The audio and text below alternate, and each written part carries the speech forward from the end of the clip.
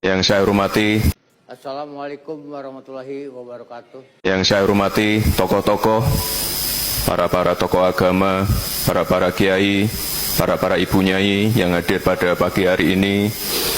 Assalamualaikum warahmatullahi wabarakatuh. Bapak dua, Ibu dua. Bapak-bapak, bapak-bapak, bukan bapak dua ibu dua.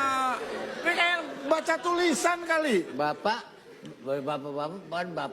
dua. Ya jangan disingkat. Bapak-bapak, ibu-ibu, jangan bapak dua ibu dua. Kan bapak-bapaknya banyak, nggak cuma dua. Mulai hari ini saya adalah siapa sih itu? Apa kabar? Semoga selalu dalam keadaan sehat walafiat, tetap semangat. Senang sekali kita ketemu lagi ya di awal pekan ini bersama Bung Rocky Gerung. Bung Rocky ini sekarang lagi viral di beberapa video ini dari anak beranak ini antara Pak Jokowi dan Gibran. Kalau Pak Jokowi ini memang kelihatan sekali dia masih terus ingin muncul di media sosial, muncul dalam sorotan kamera. Sementara Gibran ini dalam kapasitasnya itu sebagai wakil presiden kok gini amat begitu ya. Yang terbaru ini Gibran disorot netizen karena dia nggak paham menggunakan kalimat para yang bersifat jamak, dan dia menyampaikan sambutannya di acara Fatayat NU itu Jumat lalu. Para kiai, para bapak, para ini elementer banget ya. Saya pikir ini netizen bukan nyinyir, tapi sekelas Wapres nggak paham soal yang beginian. Jadi dia ini kita perlu bertanya pahamnya apa dong gitu ya. Dan lebih bahaya lagi orang model beginian kok bisa jadi Wapres. Parah banget bangsa ini. Halo, Assalamualaikum warahmatullahi wabarakatuh. Kembali lagi di channel K2 Reaction dan terima kasih sudah mengklik dan menonton video ini. Kali ini kita akan membahas kembali wakil presiden tercinta kita, Gibran Rakabuming Raka.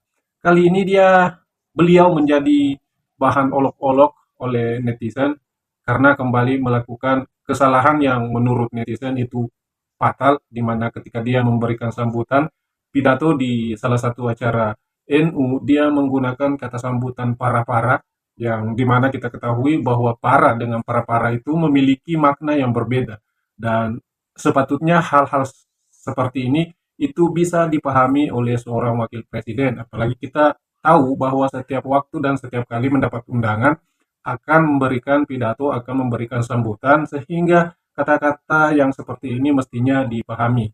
Nah, bagaimana bisa terjadi menjadi bahan olok-olok di netizen, dan bagaimana tanggapan dari Rocky Gerung selaku pengamat yang tentu saja mengerti aturan tata bahasa dan mengerti makna dari kata-kata seperti itu. Berikut penjelasannya bersama Herse Bono Ari. Ya tentu publik tetap memperhatikan gestur, gerak-gerik, dan terutama motif dari Pak Jokowi untuk berupaya selalu ada dalam sorotan kamera supaya bisa diupload ke sosial media beliau. Sebaliknya Pak Wapres Gibran itu disorot terus justru ketika dia tampil di dalam official event itu, dalam hal-hal yang resmi, dalam peristiwa-peristiwa yang resmi itu. Dan kita lihat bagaimana dua-duanya dibully, diolok-olok itu. Pak Jokowi pergi ke mall, lalu komentar netizen itu begitu ramai. Apalagi Pak Gibran yang dalam posisi sebagai wakil presiden mengucapkan satu dua kalimat yang oleh netizen dianggap berantakan itu kan. Tetapi kita mau lihat itu juga sebagai bukan sekedar kepedulian netizen, tetapi cara netizen untuk menilai keluarga ini sebetulnya maunya apa, kira-kira begitu tuh. Walaupun Pak Jokowi udah pensiun sebagai presiden, tetapi gerak-gerik beliau itu memperlihatkan ketagihan kamera, kira-kira begitu. Demikian juga saudara Gibran yang masuk pesawat tiba-tiba disorot di kursi ekonomi, dan kemudian kamera berpindah lagi bersorotan pada beliau lagi memberi briefing atau sambutan dalam satu acara, lalu mulai diperhatikan betul oleh netizen bahwa kalimatnya itu para balas segala macam itu. Jadi kelihatannya bahwa selalu ada bahan untuk dijadikan semacam kajian. Rocky Gerung menilai bahwa Jokowi beserta keluarganya itu seperti ketagihan ingin disorot oleh kamera dalam setiap aktivitasnya, sehingga dalam situasi tertentu kadang kamera memberikan dampak negatif bagi keluarga ini, meskipun sebetulnya tujuannya ingin mempopularitaskan diri, tapi pada situasi tertentu melakukan hal-hal blunder yang kemudian berdampak negatif pada dirinya, sebagaimana yang sering terjadi entah itu di Jokowi atau pada anaknya Gibran Rakabuming Raka. Jokowi. Jadi saya kira itu akan berlanjut karena tetap kepedulian netizen justru kena diperlihatkan pada publik bahwa ada satu keluarga yang tidak berhenti dengan ketagihan kamera atau edik terhadap pemberitaan. Kira-kira itu pengertian awal atau interpretasi awal dari beredarnya dua video itu. Saya kira ini netizen juga nggak salah banget ya kalau kemudian membuat perbandingan yang terdekat itu dengan Pak SBY, karena bagaimanapun juga kan Pak Jokowi dengan Pak SBY ini sama-sama 2 periode, dan kemudian Pak Jokowi itu menggantikan Pak SBY. Tapi kok kualitasnya jadi jauh banget ya gitu ya. Apa yang terjadi pada bangsa ini ya kan, biasanya orang itu kan akan semakin meningkat gitu ya. Kalau sekarang dapat presiden yang bagus, ke depan harus lebih bagus. Ini benar-benar downgrade kita ini sekarang ini dengan Jokowi. Apalagi setelah kita menyaksikan bagaimana Jokowi setelah tidak menjadi pejabat presiden, itu beda sekali dengan Pak SBY yang lebih menarik diri dari sorotan publik dan lebih mendorong anak-anaknya misalnya tanpa mengganggu menjadi ketua umum. Terus sementara Pak Jokowi masih terus saja tampil dan cawe-cawe. Iya, sebagai wakil presiden semestinya Gibran Rakabuming Raka menyadari bahwa kualitas intelektual mesti juga diperhatikan dan ditingkatkan bagaimanapun statusnya adalah sebagai seorang wakil presiden. Kalau popularitas, kita tidak meragukan bagaimana popularitas bapaknya, bagaimana popularitas beliau. Namun sebaiknya popularitas itu diimbangi dengan kualitas intelektual pada diri Gibran Rakabuming Raka. Untuk membandingkan antara Pak Jokowi sebagai mantan presiden dan Pak SBY yang juga mantan presiden, tetapi aktivitasnya masih penuh dengan urusan publik. Karena dianggap bahwa SBY itu punya pengetahuan tentang public policy, fasih dalam menganalisis politik luar negeri, tahu tentang apa yang sedang terjadi di planet bumi ini, yaitu krisis iklim dan ketajaman dia untuk menghubungkan antara krisis iklim dan pembangunan. Kan semua itu jadi semacam, ya tentu selain aktivitas privatnya itu melukis dan membuat lagu, tetapi itu menunjukkan bahwa ada sesuatu yang bermutu yang akhirnya orang terapkan untuk melihat seseorang yang dalam posisi mantan presiden. Kan itu cara menilai atau menapis apa sebetulnya daily activities dari Pak SBY itu. Sampai sekarang saya kira Pak SBY masih di luar negeri memantau perkembangan di Eropa dan berupaya untuk memberi sinyal bahwa Indonesia seharusnya paham juga apa yang ada di Eropa, kendati kita lagi fokus untuk menumbuhkan 8% ekonomi. Sebenarnya Pak Jokowi tentu tidak punya kapasitas itu, karena nggak mungkin Pak Jokowi balik lagi pada kegiatan awalnya itu ngamplas-ngamplas meja atau memandori pabrik mebel beliau kan orang ingin lihat sebetulnya Pak Jokowi itu ada nggak kegiatan yang kira-kira bisa mengingatkan seseorang pada apa yang dilakukan oleh mantan-mantan presiden kita tuh. Pak Harto tentu punya kegiatan yaitu mengevaluasi keadaan ekonomi dan politik setelah dia lengser, tapi kemudian kontroversinya jalan terus, jadi beliau ada di dalam sorotan publik terutama karena kebijakan beliau selama 30 tahun berkuasa kan. Jadi itu justru yang menyebabkan banyak orang ingin wawancarai Pak Harto karena soal-soal yang kontroversial di masa dia itu tuh. Karena berbasis pada biografi beliau apa namanya itu yang ditulis oleh Ramadan KH ya, pikiran, ucapan dan tindakanku, kira-kira itu judulnya itu. Jadi orang masih melihat bahwa Soeharto meninggalkan satu jejak, sebetulnya jejak sejarah yang bisa dipelajari itu. Dan itu yang ya ada buku juga Smiling General dan banyak buku yang lain, apalagi ke mantan Presiden Soekarno yang padat dengan kontroversi, tapi dia tetap diingat sebagai orang yang berpikir. Kendati di dalam banyak hal orang mempersoalkan keterlibatan beliau dalam politik Indonesia di 65, tapi tetap Bung Karno jadi acuan untuk orang berpikir tuh. Siapa lagi ya, Pak Habibie jelas itu dia tetap aktif ketika setelah mantan presiden. Lalu siapa, Muhammad Hatta membuat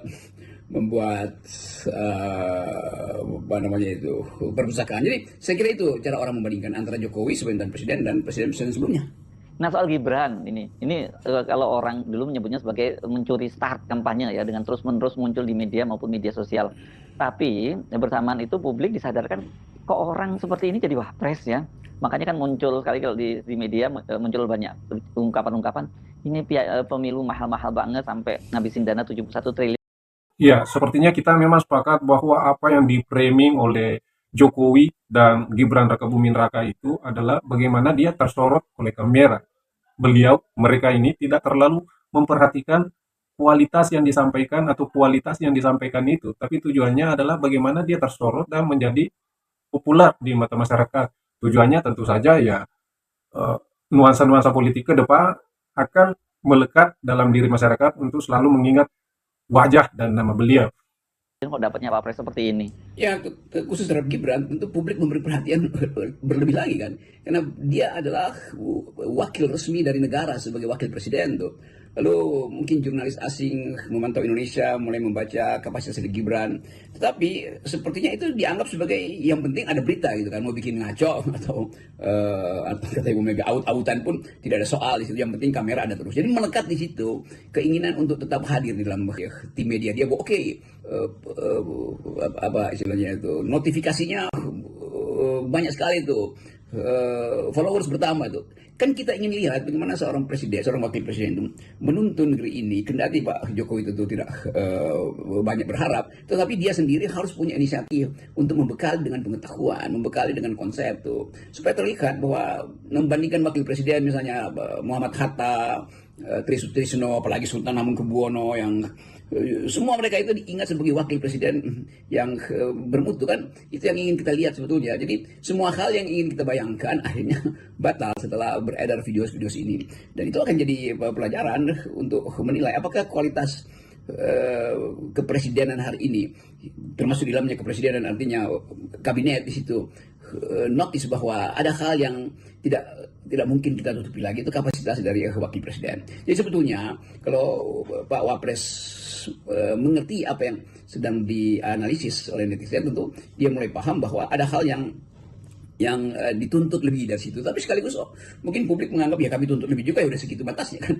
Jadi masa lalunya tetap akan dibicarakan melalui, sekarang mulai banyak lagi yang mempersoalkan jejak pendidikan dari Pak Gibran, lalu Fufu-Fafa tetap ada di dalam sorotan publik. Nah, kita selalu melihat bagaimana sebetulnya negeri ini hendak memamerkan pada dunia satu perbandingan yang timpang antara mereka yang elite hari ini dan elite di zaman Orde Baru misalnya, yang pasti pinter-pinter karena teknokratisnya jalan, nanti politiknya otoriter. Apalagi di zaman demokrasi parlementer di mana semua menteri itu berpikir, semua menteri itu terlibat di dalam kekuatan gagasan tuh. Dan bahkan Bung Hatta mengatakan bahwa menteri kabinet itu adalah otonom karena dia harus mengucapkan pikiran atas dasar kapasitasnya, bukan sekedar menerima perintah dalam sidang kabinet. Jadi soal-soal inilah yang memungkinkan kita mulai was-was bahwa Indonesia sebetulnya sangat kekurangan kaum yang berpikir.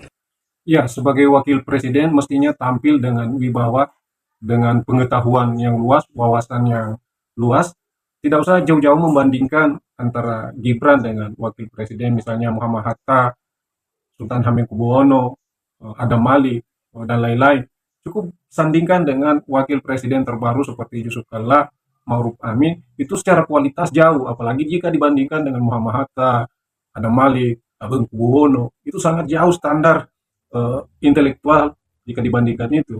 Dan ini yang kemudian menjadi persoalan di mata netizen dan pengamat politik. Kenapa bisa Indonesia diberikan wakil dengan pengetahuan seperti ini?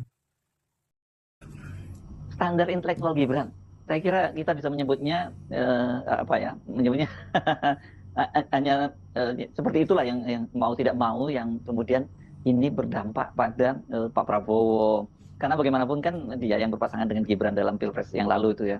Sebuah pasangan yang benar-benar sangat tidak seimbang bila kita menggunakan parameter apapun.